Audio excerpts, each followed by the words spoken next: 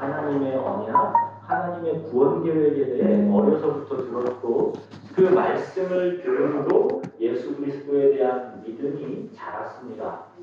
그래서 말씀이 모세의 꿈이 되었습니다. 모세도 아브라함처럼 이삭과 야곱처럼 요셉처럼 예수 그리스도를 기다리는 믿음을 갖게 되었습니다.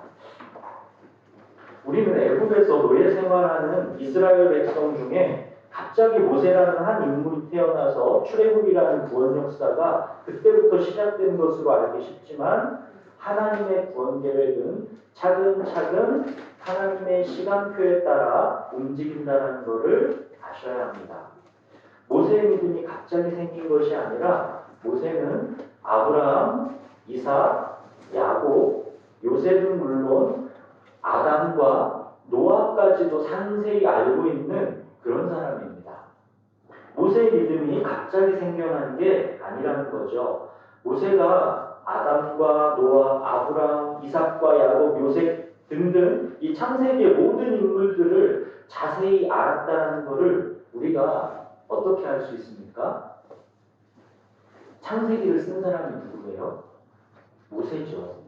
모세는 하나님의 구원 역사에 대해서 누구보다도 잘 알고 있던 사람입니다. 예수 그리스도에 대해서 누구보다도 확실히 알고 있던 사람입니다. 항상 말씀을 들음으로 예수 그리스도에 대한 믿음이 자란다는 것을 성경은 보여주고 있습니다. 모세에게 애굽의 모든 보화보다 예수 그리스도를 위한 수모를 택하게 한 것은 다른 게 아니라 하나님의 말씀입니다. 그래서 성경은 매우 위험한 책이라고 말씀을 드렸었죠. 성경은 인생을 송두리째 변화시키는 책입니다. 애굽의 왕자로 사는 것도 별거 아닌 거로 만들어버리는 그런 위험한 것이 말씀입니다. 자기를 한번 말씀에 던지고 나면 그때부터는 말씀이 그 사람을 지배합니다. 그 인생이 어떻게 될지를 모릅니다. 말씀이 그때부터 그 사람을 만들어가기 때문입니다. 이제 내 안에 내가 사는 것이 아니고 그리스도께서 사시는 것이라, 이 말이 그 말이죠. 오늘도 모세의 믿음을 이어서 나가보겠습니다. 말씀이 모세를 더 깊은 곳으로 이끌어갑니다. 말씀이 모세를 어떤 믿음으로 더 깊숙이 이끌어가는지 한번 살펴보겠습니다. 우리 본문을 같이 읽겠습니다. 오늘은 히브리서 11장 28절을 읽겠습니다.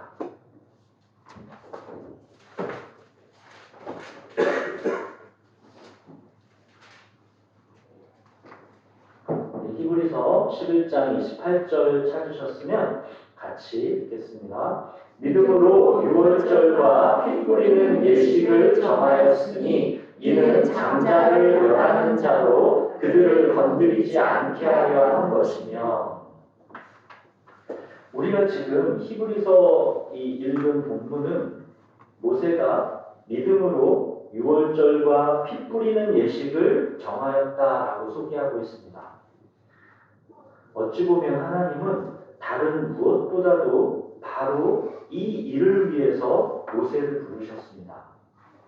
유월절과 피 뿌리는 예식을 정하는 것이 왜 그렇게 중요한 일이고 그야말로 모세의 믿음의 최고봉이라 할 수 있는지 오늘은 바로 이 여호와의 유월절에 대한 이야기를 같이 살펴보겠습니다. 유월절이 뭔지 모르시는 분들도 계실 수 있으니까 우선 유월절이 무엇인지부터 말씀을 한번 시작해 보겠습니다. 하나님께서 이스라엘 백성들을 놓아주지 않는 이 애굽왕 바로를 향해서 끔찍한 재앙을 하나하나 이어가셨죠. 10가지 재앙 중에 이제 마지막 하이라이트, 최대 끔찍한 재앙 하나를 앞두고 있습니다. 하나님께서 모세를 통해 애굽왕 바로에게 이 마지막 10번째 재앙에 대한 경고를 하시죠. 우리 출애굽기로 한번 들어가 보겠습니다. 출애굽기 11장 4절부터 7절입니다.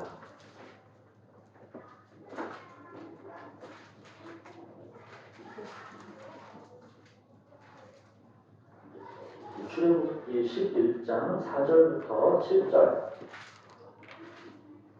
찾으셨으면 한 절씩 번갈아 읽겠습니다.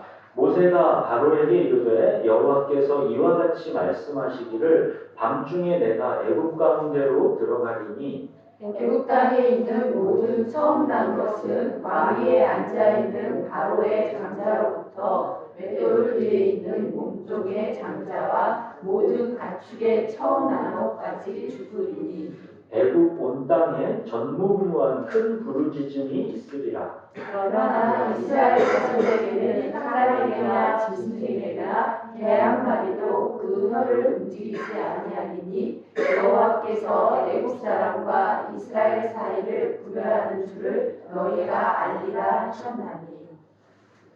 애굽 땅에 있는 모든 처음 난 것은 다 죽을 것이라는 경고입니다. 그러나 이스라엘 자손은 개 한 마리도 아무 탈이 없을 것이다 그럽니다.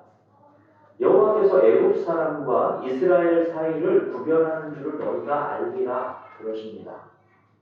사랑하는 여러분, 여러분은 하나님의 지금 이 경고, 이 말씀을 어떻게 생각하십니까? 애굽 땅에 대한 심판입니다. 모든 처음 난 것은 다 죽는답니다. 이 말은 사실상 모든 목숨이 붙어있는 자는 다 하나님의 심판의 대상, 진노의 대상이라는 뜻입니다. 모든 자가 심판의 대상입니다. 다 죽는답니다. 하나님의 이 선포를 여러분들은 어떻게 생각하십니까? 성경에는 애굽의 수많은 백성들이 어떤 죄를 범했는지는 아무것도 나와 있지 않습니다. 그냥 그들은 모두 심판의 대상이랍니다.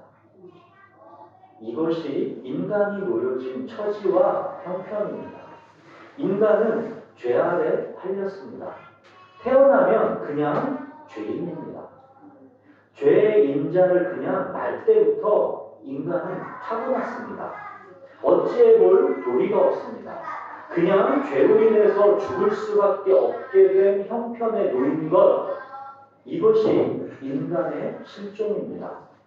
로마서 3장 23절에 보면 모든 사람이 죄를 범하였음에 하나님의 영광이 이르지 못하더니 그러죠. 또 바울은 로마서에서 이 죄 아래 팔린 인간의 실종이 무엇인지를 잘 말해줍니다. 로마서 7장 14절부터 21절 한번 찾아보겠습니다. 로마서 7장 14절부터 21절입니다.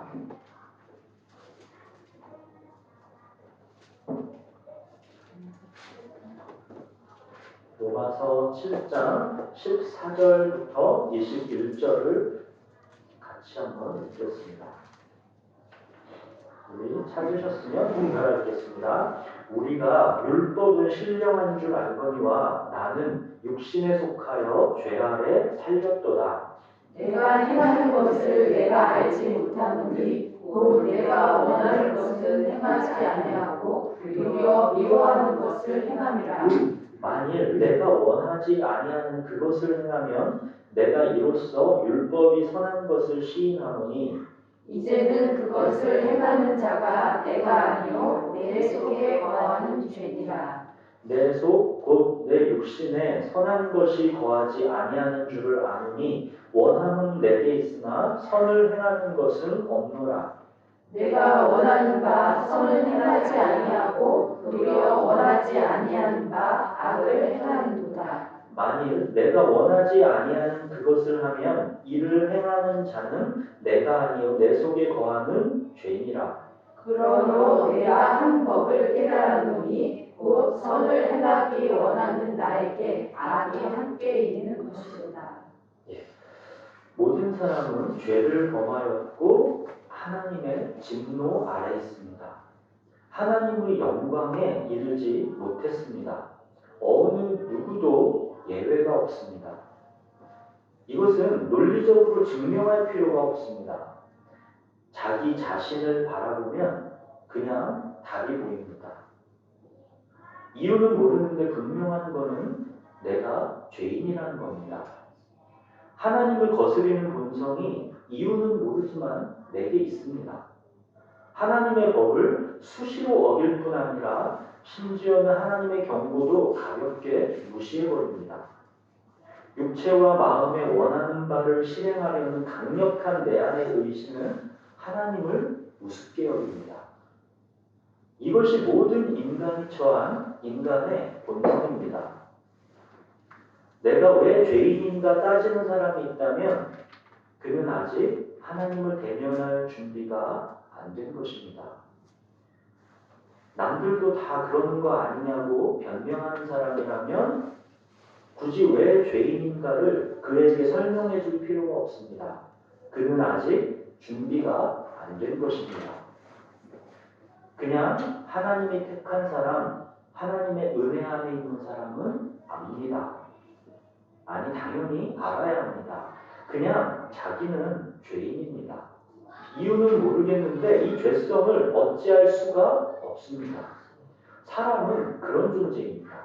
사람은 죄에 팔린 노예와 같은 존재입니다. 그래서 하나님의 진노의 대상입니다. 하나님의 심판의 대상입니다. 하나님께서 애굽의 모든 사람을 다 쓸어버린다라고 해서 억울할 사람은 하나도 없습니다. 여기는 애굽에 있는 이스라엘 백성도 마찬가지입니다. 애굽 백성이든 이스라엘 백성이든 하나님께서 한날 한시에 모두 쓸어버린다라고 해서 그 중에 억울할 만한 사람은 단 한 명도 없습니다. 어느 한 명 예외 없이 모든 사람은 하나님의 진노의 대상이고 죽어 마땅한 죄인입니다. 모든 사람이 죄를 범하였음에 하나님의 영광에 이르지 못했습니다. 이 말은 다 죽는 것이 당연한 인생이라는 뜻입니다. 모두가 하나님의 진노와 심판의 대상이라는 뜻입니다. 하나님을 떠난 인간에게는 아무런 희망이 없습니다. 속지 마십시오. 행복해 보인다라고 행복한 게 아닙니다. 아무런 희망이 없습니다. 하나님의 진노와 심판이 기다리는 가련한 존재일 뿐입니다. 이것이 우리 인간이 처한 실존입니다. 그렇기 때문에 하나님께서 애굽에 있는 모든 처음 난 것을 다 죽이신다 해도 그 중에는 억울할 만한 정당성이 있는 사람은 단 한 명도 없습니다. 여기가 우리가 다음 이야기를 이어나갈 출발점입니다. 하나님이 결코 너무하신 게 아닙니다. 모든 인간은 그냥 죽어 마땅한 죄인입니다. 이 출발을 이해하지 못하면 기독교는 없습니다. 여러분이 이 출발선에 서보지 못했다면 아직 여러분은 기독교 시장에 들어오지 못한 사람입니다. 애굽에 있는 모든 처음 난 것뿐만 아니라 모든 목숨이 붙어있는 인간은 이스라엘 백성들도 마찬가지로 다 죽는 게 당연한 존재입니다. 죄의 싹은 사망입니다. 그래서 사람이 죽는 겁니다. 모든 인간은 죄인입니다. 죄인에게 낭만은 없습니다. 잠시 이 땅에서 여유와 낭만이 보일지는 몰라도 그냥 속는 거에 불과합니다. 하나님의 진노와 심판이 기다리고 있는 게 죄인이 처한 현실입니다. 하나님이 바로 왕에게 분명히 경고했습니다. 처음 난 모든 것이 다 죽을 것이다. 그러니까 이스라엘 백성들을 내보내라. 달리 말하면 죽지 않을 길을 하나님이 분명히 보이셨습니다. 마음을 강팍하게 하지 말고 내 말을 들어라. 이렇게 하나님은 분명하게 보이셨습니다. 하나님을 너무하다 할 수 없는 게 이미 9가지 재앙으로 계속 경고하셨습니다. 이제 마지막 10번째 재앙의 경고입니다. 그런데도 바로는 마음이 강팍해서 듣지를 않습니다. 바로의 강팍한 마음, 하나님의 경고를 무시하는 그 강팍함, 이것이 인간의 마음입니다. 하나님은 끊임없이 죽지 않을 길을 가르쳐 주시는데 강팍한 인간은 듣지를 않습니다. 노아의 홍수 심판 이전에도 하나님은 끊임없이 경고하셨습니다. 무드셀라가 인간 중에 최장수의 인생을 산 것 말씀드린 적 있죠. 기억하시나 모르겠는데 이 무드셀라 최장수의 인생을 산 이것이 하나님의 은혜의 표징이다 말씀드린 적 있잖아요. 기억하세요? 이 무드셀라, 이 이름의 뜻이 뭐랬는지 기억하세요? 그가 죽을 때 세상이 끝난다. 이 무드셀라라는 이름의 뜻은 그가 죽을 때 세상은 끝난다. 이게 무슨 말이에요? 무드셀라는 심판을 경고하는 이름입니다. 무드셀라라는 인간을 세워놓고 이 사람이 죽으면 세상은 끝이야. 하나님이 그러셨습니다. 근데 그 무드셀라는 인간 중에 최고로 장수한 사람입니다. 하나님은 심판을 연기해서 가장 길게 하셨다는 거죠. 이 무드셀라라는 이름 자체가 하나님의 은혜를 나타내는 이름입니다. 그런데 사람들은 노아의 방주에 관심이 없었습니다. 다 비웃었죠. 결국 무드셀라가 죽는 날에 홍수 심판이 시작되었습니다. 하나님은 계속 심판을 경고하시는데 인간은 듣지를 않습니다. 아니, 들리지를 않습니다. 에이, 설마 그런 일이 과연 있을까? 에이, 아니겠지. 바로왕도 마찬가지입니다. 하나님이 심판을 경고하시는데도 강팍해서 듣지를 않습니다. 9가지 재앙이 그렇게 증거로 나타났는데도 끝까지 자신의 고집을 굽히지를 않습니다. 사랑하는 여러분, 말씀을 두렵고 경외함으로 듣지 않으려는 강팍함을 버리셔야 합니다. 하나님의 경고와 심판을 결코 가벼이 여기시면 안 됩니다. 노아의 홍수 때도 그랬고 지금 바로왕도 그랬습니다. 멸망하는 자들의 공통된 특징은 하나님의 말씀을 우습게 여긴 것입니다. 하나님은 바로왕에게 무시무시한 경고를 마치신 다음에 이제 본격적으로 모세와 아론에게 이 심판에서 살아남을 수 있는 길을 가르쳐 주십니다. 흠없는 어린 양을 잡아서 그 피를 집 문설주와 인방에 바르라 하십니다. 그리고 피를 바른 그 집 안에서 그 양을 구워 먹으라 하십니다. 이게 출애굽기 12장 11절에 보시면 여호와의 유월절이라 하십니다.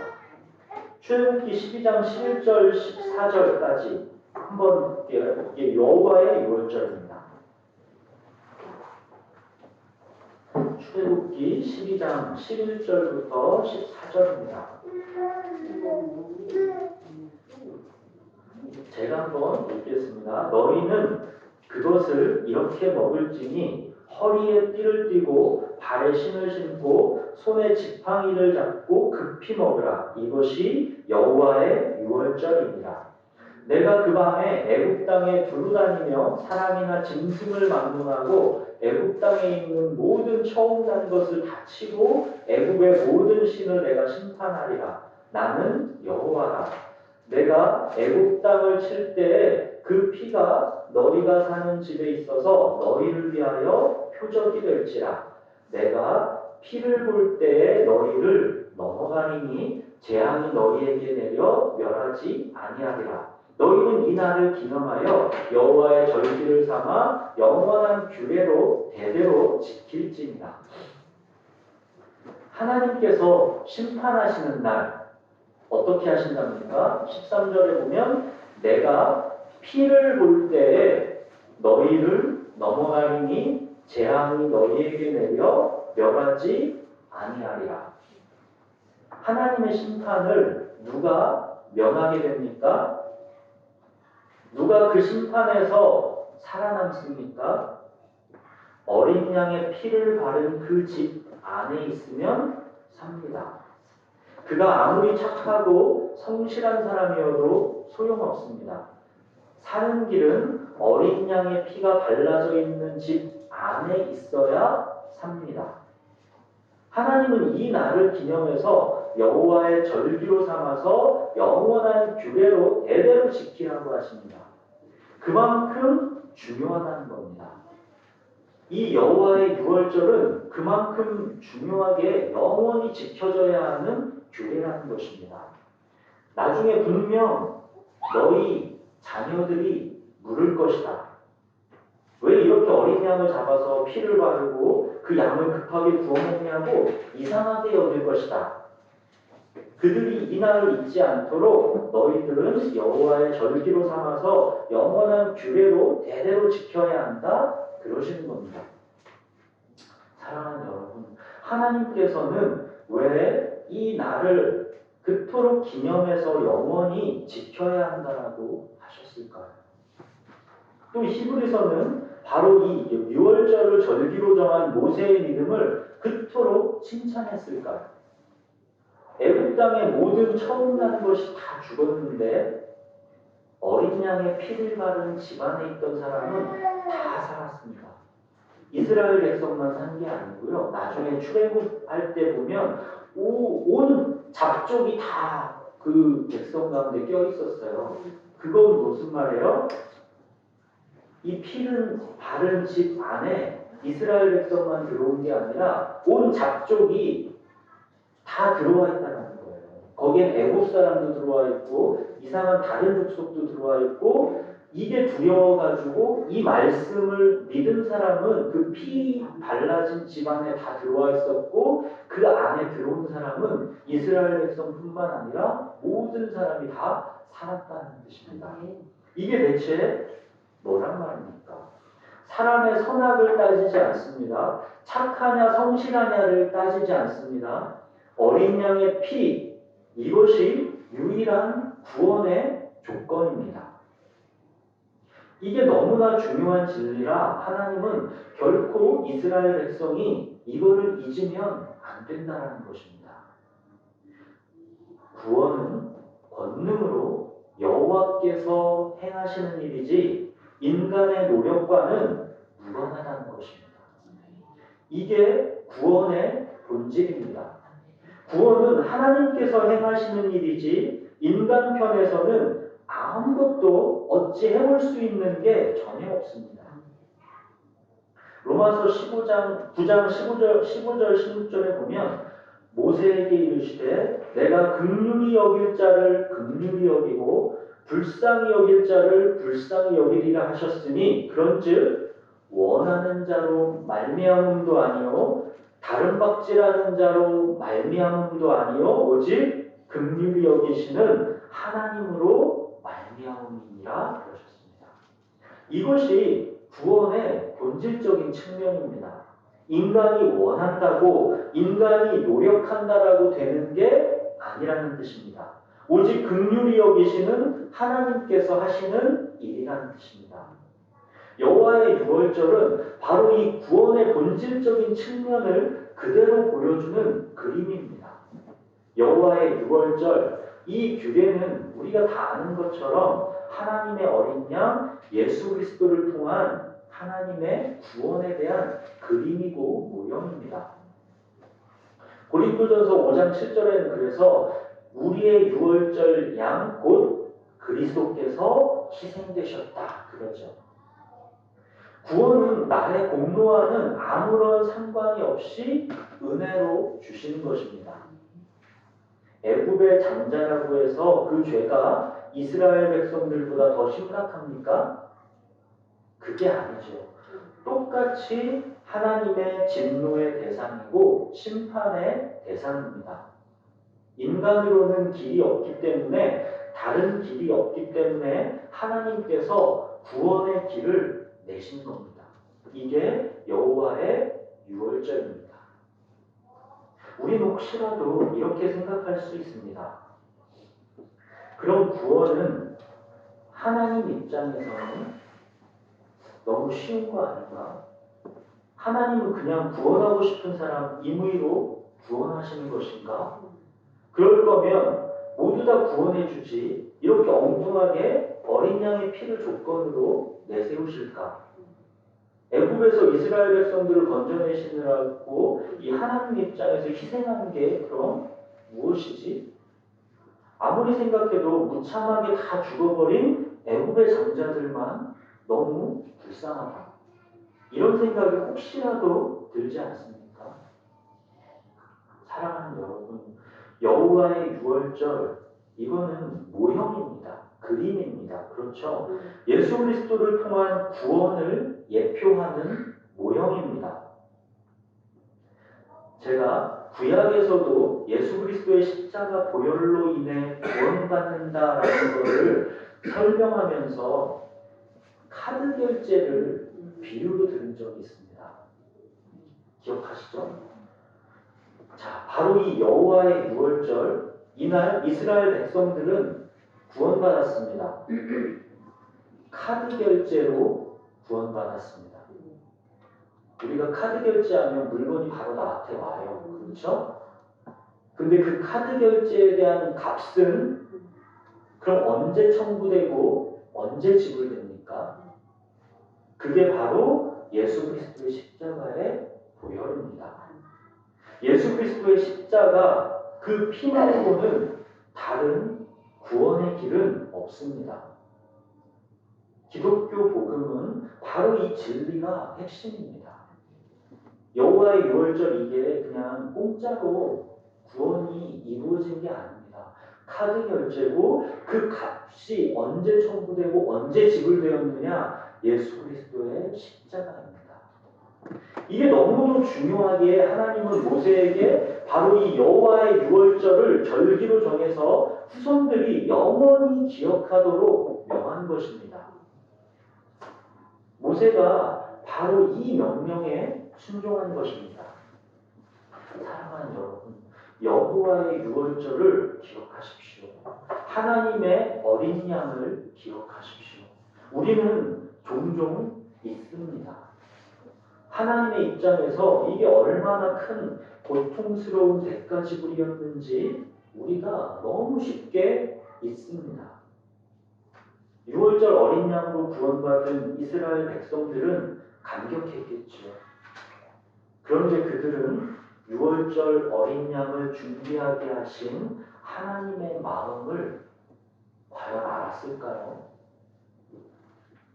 바로 이 유월절 어린 양이랑 같은 처지로 십자가에서 독생자를 처참하게 죽도록 내어줘야 하는 바로 그 십자가를 계획하시고 지금 카드 결제하신 그 하나님의 마음을, 그 하나님의 고통을 이 백성들이 과연 이때 알았을까요? 그들은 혹시라도 뭐 이렇게 간단하고 쉽지 그렇게 여길지 몰라도 하나님의 그때 마음은 그렇게 쉽고 간단한 게 아니죠. 그 어린 양의 피가 얼마 있으면 하나님의 독생자의 피가 실제로 될 것이기 때문에 하나님의 그 마음은 그렇게 쉽고 간단한 게 아닌 것이죠. 우리는 하나님의 사랑도 아픔도 그 깊이를 가늠하기가 어렵습니다. 저와 여러분이 구원받은 것은 예수 그리스도의 십자가의 보혈 때문입니다. 하나님은 저와 여러분을 구원하시려고 독생자를 십자가에 못 박혀 죽어가도록 내어주신 것입니다.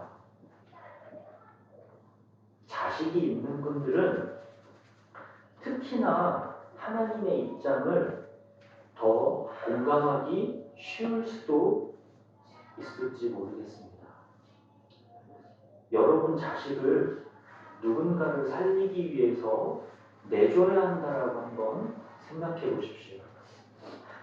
목숨은 고사하고 내 자식의 새끼손가락 하나 잘라내는 것이라도 그 대가지불로 내주어야 한다라고 한번 생각해 보십시오.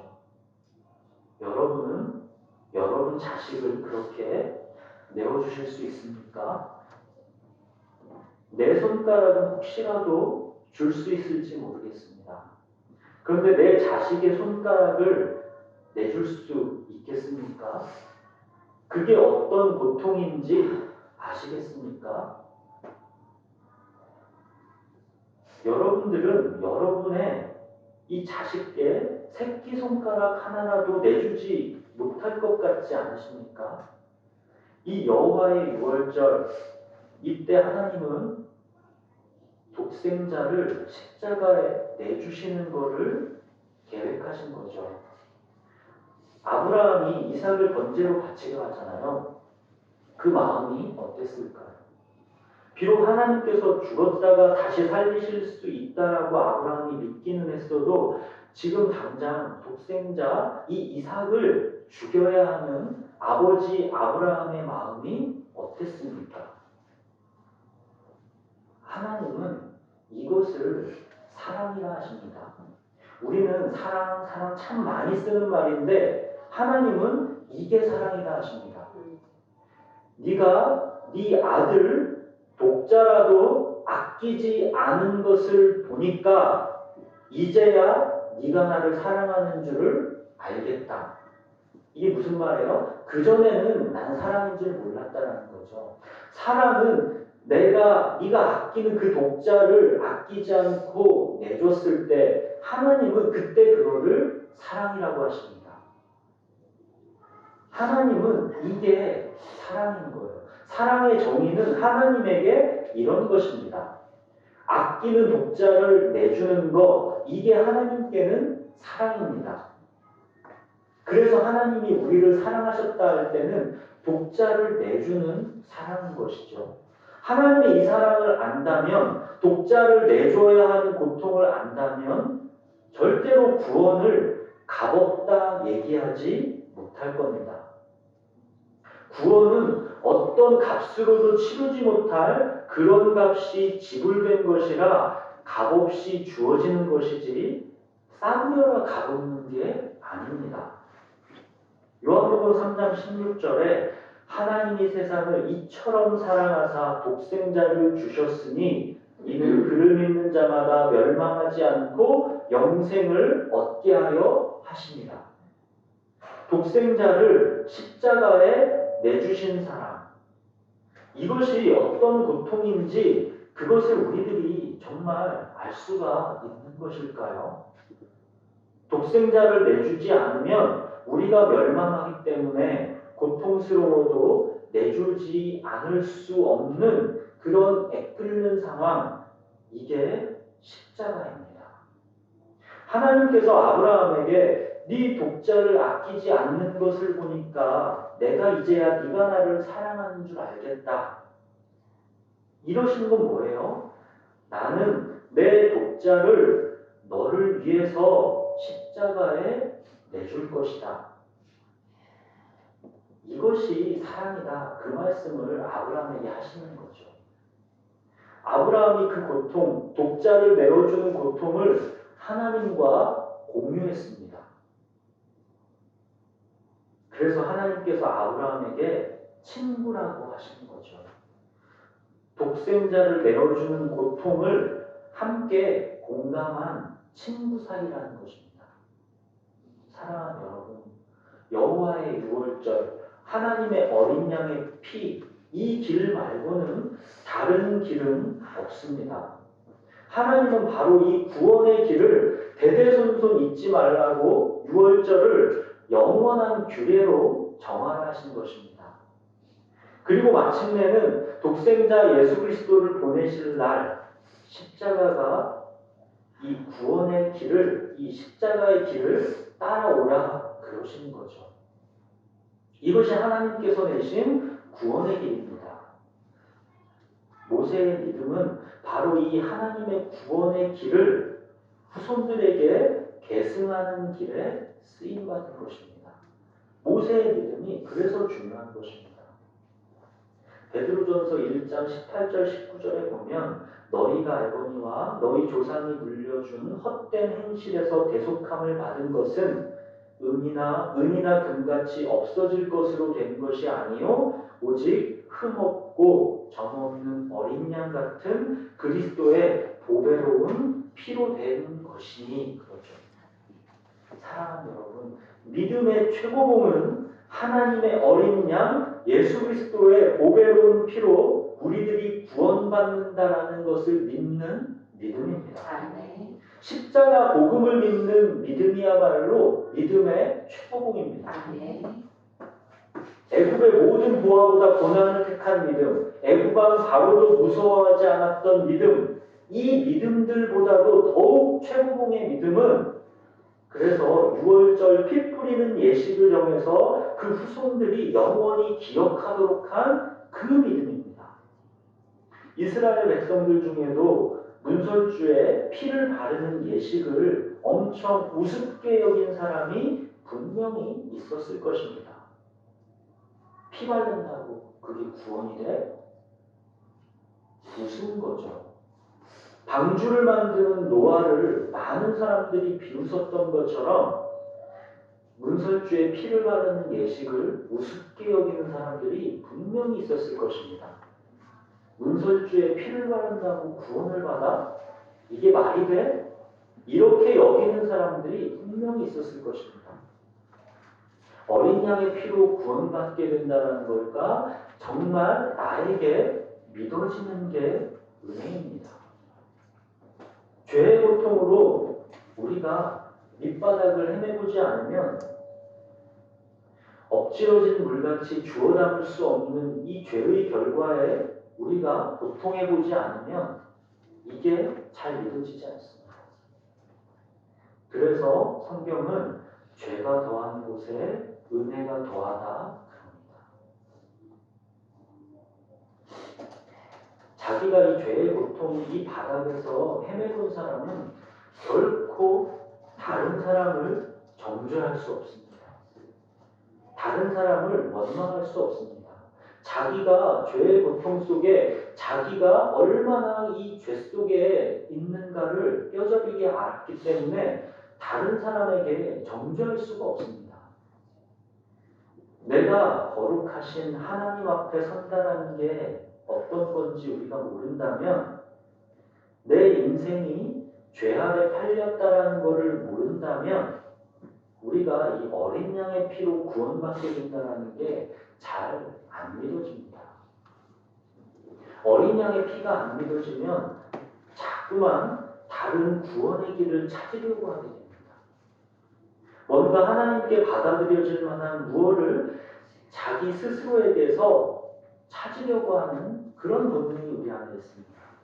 그래서 삶을 조금 더 나아지게 하려고 애도 써봅니다. 좀 더 사랑을 베풀고 친절하고 착하고 성실하게 삶을 살아보려고도 합니다. 뭔가 좀 더 기독교적인 세련된 문화로 자기를 치장하게 됩니다. 그런데 십자가 복음의 감격은 잘 모릅니다. 왜 그토록 기독교는 피를 말하는 것인지, 왜 기독교는 맨날 피 그러는지 잘 모릅니다. 이렇게 되면 어떤 결과들이 만들어지냐면, 교회가 약간의 이 종교적인 의무를 다하는 종교인들의 친목모임이 됩니다. 교회 나오는 게 엄청 막 헌신이라고 생각하고 자기의 뭔가를 다 한 것처럼 생각하고 그렇게 생각한다는 거죠. 근데 세상에 이 교회처럼 매력적인 친목 모임도 별로 없습니다. 친목 모임처럼 생각하려면 교회만큼 좋은 거 사실 별로 없어요. 그래서 교회에 사람이 그렇게 많은지도 모릅니다. 구원의 본질은 전적으로 하나님께서 권능으로 행하신 일, 독생자를 십자가에 내주신 바로 그 일로 인한 것인데, 자꾸만 자기 자신에게서 어떤 자격을 취하려고 하는 사람들이 있습니다. 사랑하는 여러분, 이 점을 한번 생각해 보세요. 이상하지 않으세요? 십자가를 바라보고 의지하면 되는 것인데 왜 사람은 자꾸만 자기 자신에게서 어떤 자격을 취하려고 하는 것일까요? 이 이유를 생각해 보신 적 있으세요? 십자가를 바라보고 의지하는 너무 쉬운 길이 있는데 왜 사람은 자꾸만 자기 자신에게서 어떤 자격을 취하려고 할까요? 이 이유를 이해하시게 되면 거꾸로 왜 그토록 하나님이 어린 양의 피만을 고집하셨는지 조금은 이해하게 되실 수 있습니다. 사람이 자꾸만 자기 자신에게서 어떤 자격을 취하려고 하는 이유는 자기가 주인이 되겠다는 의지를 놓지 않으려고 하기 때문입니다. 보세요. 11조를 하든 선행을 하든 주의를 지키든 어떤 종교적인 약간의 의무를 행함으로써 영적인 안도감을 갖고 자, 세금을 납부했으니까 나머지는 이제 다 내 거다 하는 그 심리가 작동하는 것입니다. 하나님께 내가 내줄 수 있는 만큼만 내주는 것이죠. 신앙의 경륜에 따라 자, 성숙해지면 하나님께 납부하는 세율이 높아지는 것입니다. 그렇지만 여전히 자기의 주인은 철저하게 자기 자신입니다. 자기가 주인의 자리를 포기하기 싫기 때문에 율법을 지켜서 자격을 갖추려고 하는 것입니다. 세율이 높더라도 세금 납부하고 나머지를 내가 마음대로 하고 싶은 것, 이게 율법주의의 본질입니다. 우리가 아는 사람 중에 세율이 가장 높았던 사람이 누구예요? 부자 청년이죠. 세율이 아무리 높아도 그 높은 세율이라도 내가 내고 그 다음에 내가 주인으로 살고자 하는 게 인간의 본능입니다. 그러나 하나님의 어린 양 예수 그리스도의 십자가만을 의지하는 믿음은 어떠합니까? 십자가는 우리 인간 편에서는 아무것도 할 수 있는 게 없다라는 것을 말해주는 동시에 너는 내 것이다. 이거를 말해주는 겁니다. 너는 내가 이렇게 값으로 산 것이다. 이제 너는 내 것이다. 그 말이 십자가에 들어있습니다. 고린도전서 6장 19절 20절에 보면 너희 몸은 너희가 하나님께로부터 받은 바 너희 가운데 계신 성령의 전인 줄을 알지 못하느냐. 너희는 너희 자신의 것이 아니라 값으로 산 것이 되었으니 그런즉 너희 몸으로 하나님께 영광을 돌리라. 죄에 팔린 노예 상태였던 우리를 하나님께서는 독생자의 피값으로 사신 것입니다. 그래서 하나님께서는 너는 내 것이다 그러시는 겁니다. 우리들이 몇 번을 같이 살펴본 예수님의 십자가 죽으심과 부활의 목적, 이게 뭐였어요? 주가 되려 하심이라고 했습니다. 사랑하는 여러분, 여호와의 유월절을 기억하셔야 합니다. 하나님의 아들 예수 그리스도의 십자가 보혈을 기억하셔야 합니다. 우리의 강팍함은 뭔가를 계속 우리 안에서 찾으려는 죄된 본성이 있습니다. 여전히 자기가 주인이 되고자 하는 강한 죄성이 있습니다. 율법 몇 가지 지켜서 조금 개선되는 게 하나님께서 바라시는 성숙이 아닙니다. 우리가 예수 그리스도의 십자가 보혈로 인해 죽었다가 이제는 다시 태어난 존재라는 것을 깨닫는 것, 이것을 하나님께서 가장 기뻐하십니다.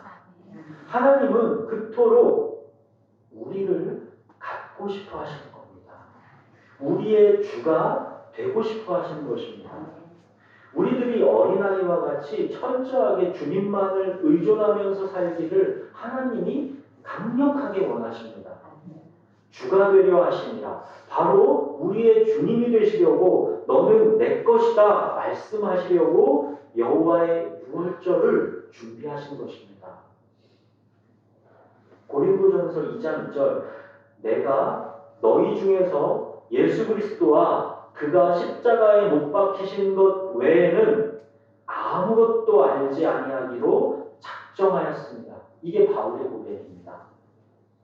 바울은 십자가의 이 복음을 깨닫고 여호와의 유월절의 이 의미를 깨닫고 이제는 다른 아무것도 알지 아니하기로 하였다 이러죠.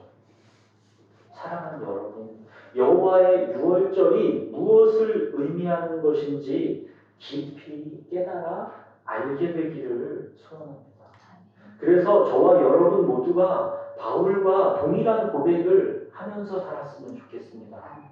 나는 예수 그리스도와 그가 십자가에 못 박히신 것 외에는 아무것도 알지 아니하기로 작정했다. 날마다 십자가에 못 박히신 예수 그리스도를 바라보십시오.